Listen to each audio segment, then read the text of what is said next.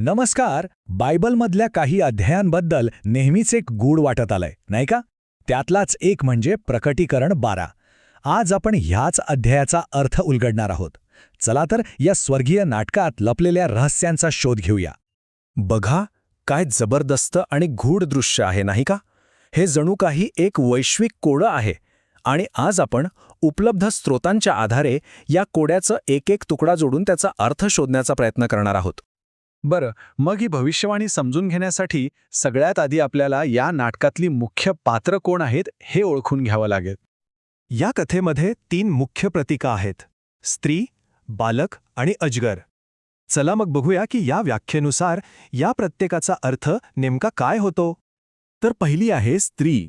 आता स्रोतानुसार ही स्त्री म्हणजे कोणी एक व्यक्ती नाहीये, ती देवाच्या करारातील लोकांच्या समुदायाचं प्रतीक आहे. म्हणजे सुरुवातीला हे इस्रायल राष्ट्र होतं आणि नंतर त्याचा विस्तार होऊन ते चर्च बनलं. हे लक्षात ठेवणं महत्त्वाचं आहे की तिची ओळख काळासोबत बदलत जाते. आता दुसरं पात्र म्हणजे पुरुष बालक.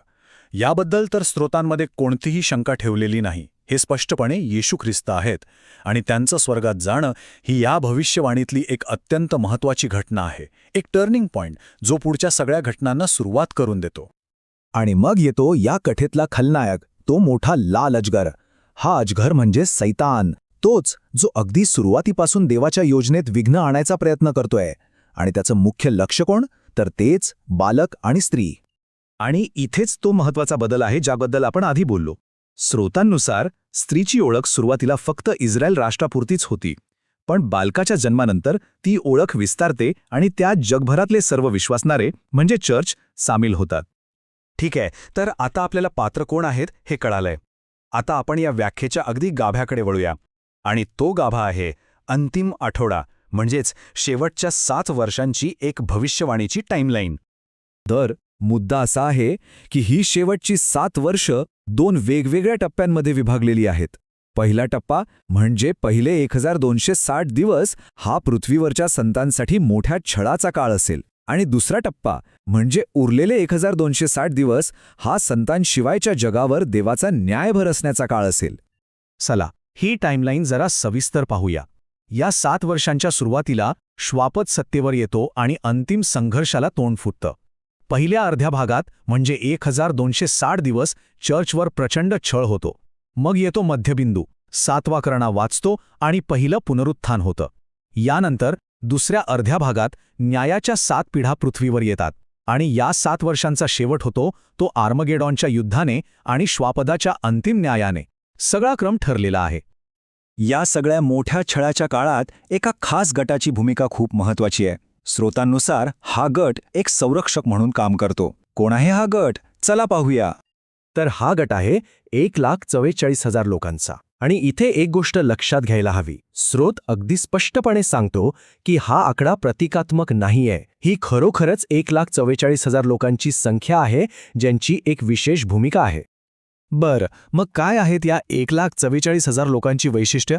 हे देवाचे शिक्कामोर्तब केलेले सेवक आहेत. त्यांना मानवजातीतून खंडणी भरून घेतलेले पहिले फळ असंही म्हटलं जातं.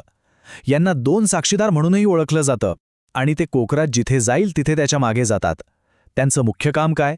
तर त्यांच्याकडे असलेल्या दैवी शक्तीने चर्चचं रक्षण करणं. थोडक्यात अंतिम आठवड्याच्या पहिल्या भागात विश्वासणाऱ्यांचे रक्षण करते आणि साक्षीदार म्हणून ते उभे राहतात. आणि इथे स्रोत एक खूप महत्त्वाचा फरक स्पष्ट करतो, एक प्रकारे इशाराच देतो. पुरुष बालक म्हणजे येशू याचं स्वर्गात जाणं ही घटना आधीच घडलेली आहे, पण शहीद साक्षीदार म्हणजे संत यांचं पुनरुत्थान हे त्या अंतिम 7 वर्षांच्या मध्यभागी होणार आहे. या 2 घटनांमध्ये गोंधळ केला की संपूर्ण भविष्यवाणीच्या टाईमलाईनचा अर्थच बदलून जातो. त्यामुळे हा फरक समजून घेणं खूप गरजेचं आहे. ठीक आहे, बरीच माहिती झाली. तर या सगळ्याचा निष्कर्ष काय काढायचा? चला, या व्याख्येमधले काही मुख्य मुद्दे थोडक्यात पाहूया. सर्वात मोठा आणि महत्त्वाचा मुद्दा हा आहे: छळ हा चर्चसाठी आहे आणि पीडा या जगासाठी आहेत. म्हणजे काय? तर देवाच्या न्यायाची अंतिम लाट सुरू होण्याआधी संतांना पहिल्या पुनरुत्थानाद्वारे पृथ्वीवरून उचलून घेतलं जाईल. हा या संपूर्ण रचनेचा पाया आहे. हे बघा, ही सारणी सगळं चित्र अगदी स्पष्ट करते. पहिल्या 3.5 वर्षांमध्ये पृथ्वीवर संत आणि अविश्वासी दोघेही आहेत आणि तेव्हा होतो मोठा छळ. मग मध्यबिंदूला संतांना काढून घेतलं जातं म्हणजेच पहिलं पुनरुत्थान होतं. आणि त्यानंतरच्या शेवटच्या 3.5 वर्षांमध्ये पृथ्वीवर फक्त अविश्वासी उरतात आणि त्यांच्यावर येतात त्या 7 पिढा. यामुळे छळ आणि न्याय यातला फरक अगदी स्पष्ट दिसतो. पण ह्या सगळ्यामागे अंतिम उद्देश काय आहे? हे सगळं का घडतंय? तर स्रोतानुसार ह्या घटना म्हणजे देवाच्या आज्ञा किती योग्य आहेत हे सिद्ध करण्यासाठी आहेत. आणि त्याचबरोबर सर्व सृष्टीच्या स्वतंत्र इच्छेला परिपूर्ण करण्यासाठी आहेत. थोडक्यात सांगायचं तर हा देवाच्या न्यायाचा आणि नीतिमत्तेचा अंतिम साक्षात्कार आहे. हे सगळं ऐकून एक प्रश्न मनात येतोच. इतकी जुनी चिन्ह, इतकी क्लिष्ट भविष्यवाणी, आजच्या काळात या सगळ्याचा अर्थ लावण्याचं महत्त्व तरी काय? का करायचंय सगळं? याचं उत्तर असं आहे की ही व्याख्या इतिहासाच्या अंतिम क्षणांसाठी एक सुसंगत चौकट देते. ती सांगते की प्रत्येक घटना, मग ती आज आपल्याला कितीही गोंधळात टाकणारी वाटली तरी ती देवाच्या मोठ्या योजनेचाच एक भाग आहे. आणि या योजनेचा उद्देश आहे देवाच्या वचनांची पूर्तता करणं आणि विश्वासणाऱ्यांना न्याय मिळवून देणं. म्हणजे शेवटी हे सगळं विश्वासणाऱ्यांसाठी एक आशेचं चित्र उभं करतं.